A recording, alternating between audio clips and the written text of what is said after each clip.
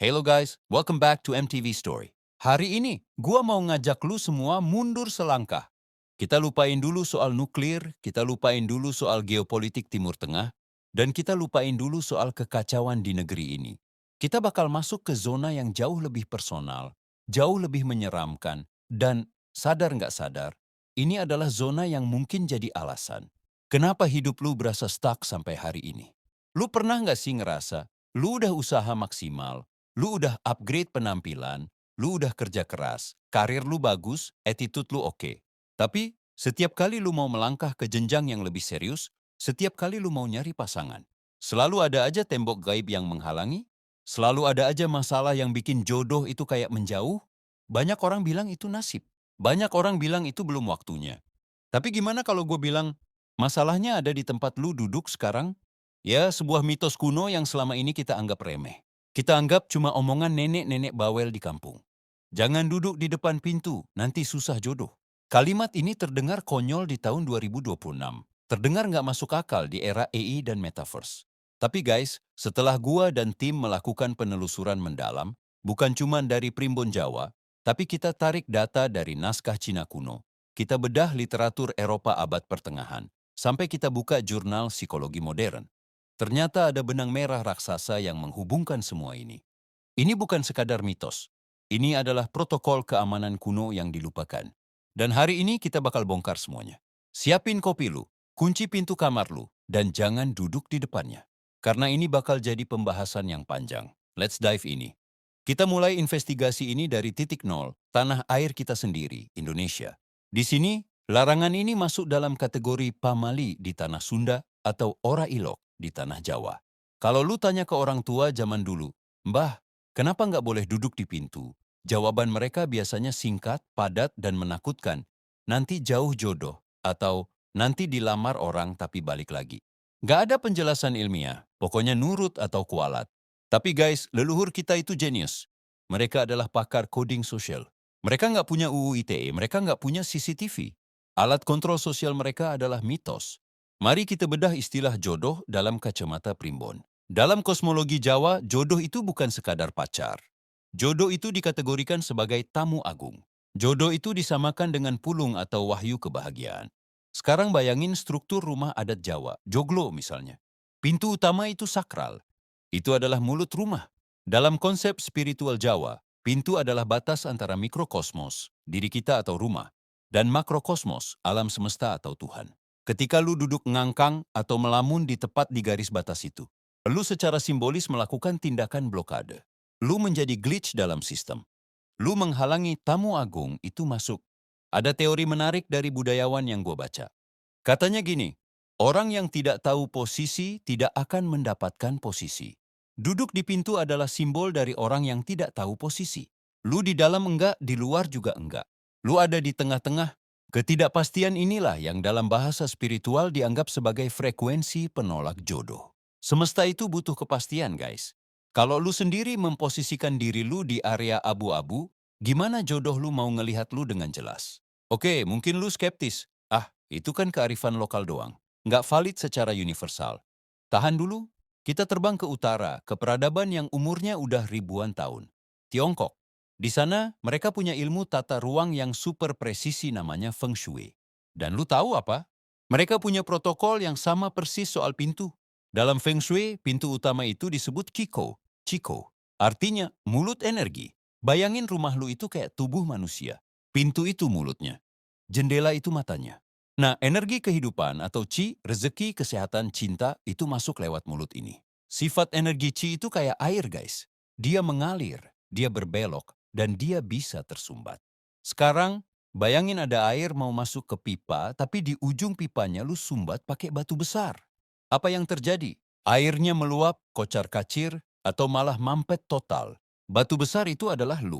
Saat lu duduk di ambang pintu dalam kacamata metafisika Cina, lu sedang memblokir Shengqi, energi kehidupan, dan malah mengundang Shachi, energi pembunuh negatif. Nah, ini hubungannya sama jodoh. Dalam Feng Shui ada sektor yang namanya Yan Nian, sektor hubungan and cinta, dan Tao Hua, Peach Blossom Luck. Energi untuk mengaktifkan sektor cinta ini butuh aliran yang lancar dari pintu utama. Kalau pintu utamanya lu blokir pakai badan lu yang lagi galau, aliran energinya mati. Jadi secara teknis lu bukan dikutuk. Lu cuma mematikan saklar asmara lu sendiri. Lu mutusin kabel wifi jodoh lu. Lu ngarep dapet sinyal cinta 5G, tapi routernya lu dudukin. Gimana mau nyambung? Makin gila lagi kalau kita geser ke Eropa, khususnya Eropa Timur dan Rusia. Gua nemu fakta yang mind-blowing. Di Rusia, kalau lu bertamu ke rumah orang, jangan pernah nyodorin tangan buat salaman lewat ambang pintu. Itu penghinaan besar. Itu tabu level dewa. Kenapa?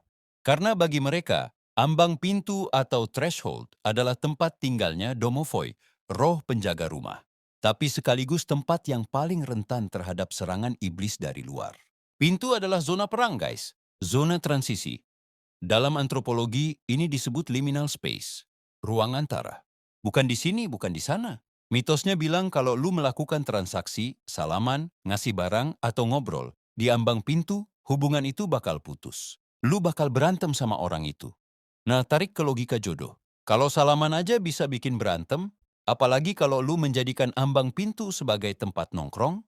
Secara psikologis bawah sadar orang Eropa zaman dulu melihat orang yang berdiri di pintu sebagai ancaman. Lu mau masuk atau mau keluar? Ketidakjelasan ini menimbulkan rasa tidak percaya. Dan fondasi dari pernikahan atau hubungan asmara adalah trust, kepercayaan. Kalau dari awal posisi lu aja udah bikin orang curiga dan gak nyaman, aura lu otomatis tertutup. Lu memancarkan vibrasi orang yang membingungkan. Dan percaya sama gua, gak ada orang yang mau menikahi orang yang membingungkan. Oke guys, sekarang kita masuk ke bagian yang agak gelap. Bagian yang mungkin gak pernah diceritain guru sejarah lu di sekolah. Bagian yang bikin mitos ini jadi sangat logis, tapi juga sangat kejam. Kenapa spesifik anak gadis yang dilarang? Kenapa kalau cowok duduk di pintu paling cuma dibilang males, tapi kalau cewek yang duduk dibilang susah jodoh? Kita harus buka data sejarah sosial. Di zaman dulu, mulai dari zaman kolonial Belanda di Batavia sampai era Victorian di Inggris, siapa sosok yang biasanya berdiri atau duduk diam di depan pintu rumah yang menghadap ke jalan raya? Tanda kutip, wanita yang sedang bekerja. Para pekerja seks komersial di masa lalu tidak punya aplikasi kencan. Mereka tidak punya media sosial. Etales mereka adalah ambang pintu. Mereka duduk di sana, menyapa orang lewat, menunggu pelanggan. Stigma ini melekat kuat di alam bawah sadar masyarakat. Seorang ibu di zaman dulu sangat ketakutan kalau anak gadisnya dianggap sebagai wanita nakal. Jadi ketika emak lu bilang, jangan duduk di depan pintu nanti susah jodoh. Itu adalah kode halus. Maksud aslinya adalah masuk ke dalam. Jangan duduk di situ kayak wanita murahan. Nanti orang-orang ngira kamu cewek nggak bener dan nggak ada laki-laki terhormat yang mau ngelamar kamu. Itu realitanya guys. Susah jodoh di sini bukan karena kualat sama kayu pintu. Tapi karena reputasi sosial lu hancur. Di zaman dulu, reputasi adalah segalanya. Sekali lu dapet cap cewek yang suka mejeng di pintu, selesai udah. Pasar jodoh lu tutup. Ini adalah bentuk perlindungan reputasi yang dibungkus dengan cerita horor. Efektif? Banget.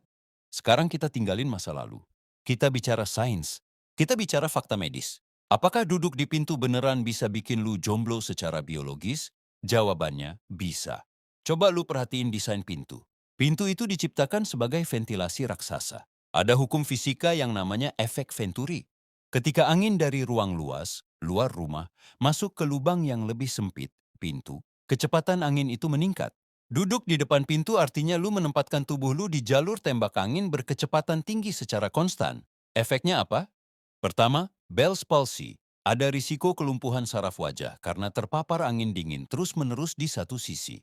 Lu bayangin, gimana mau dapet jodoh kalau muka lu miring sebelah atau kaku karena sarafnya kena? Kedua, masuk angin kronis dan paru-paru basah. Tubuh lu jadi ringkih. Lu jadi sering sakit-sakitan. Wajah lu bakal kelihatan pucat, lesu, nggak bercahaya, glowing. Ketiga, hygiene. Ambang pintu adalah tempat debu jalanan transit sebelum masuk rumah. Lu duduk di situ sama aja lu jadi vacuum cleaner manusia. Baju lu kotor, kulit lu kusam. Secara evolusi biologi manusia itu diprogram untuk mencari pasangan yang sehat. Pasangan yang terlihat subur, kuat, dan vitalitasnya tinggi. Kalau lu hobi duduk di pintu, lu kucel, lu sakit-sakitan, lu lesu, secara alamiah lawan jenis bakal ilfil. Bukan karena lu jelek, tapi karena aura kesehatan lu redup. Sinyal biologi lu bilang, gua nggak sehat. Dan itu bikin jodoh menjauh. Terakhir, dan ini yang paling menohok buat generasi Z dan milenial kayak kita. Mitos ini sebenarnya adalah psychological test paling purba. Coba kita analisis profil orang yang hobi duduk di depan pintu. Satu, dia nganggur. Orang sibuk nggak punya waktu bengong di pintu. Dua, dia tidak punya kepekaan sosial. Pintu itu akses jalan orang. Kalau lu duduk di situ, lu egois. Lu nggak peduli kalau orang lain susah lewat gara-gara kaki lu. Tiga, dia pemalas. Postur duduk di pintu biasanya bukan duduk tegak, tapi duduk malas, bersandar, leyeh-leyeh. Sekarang posisikan diri lu sebagai calon mertua. Atau sebagai seseorang yang lagi nyari istri suami. Lu datang ke rumah gebetan lu, dan lu lihat dia lagi duduk ngangkang di depan pintu nge-scroll HP, ngalangin jalan, muka kusam kena debu, dan kelihatan males banget buat geser.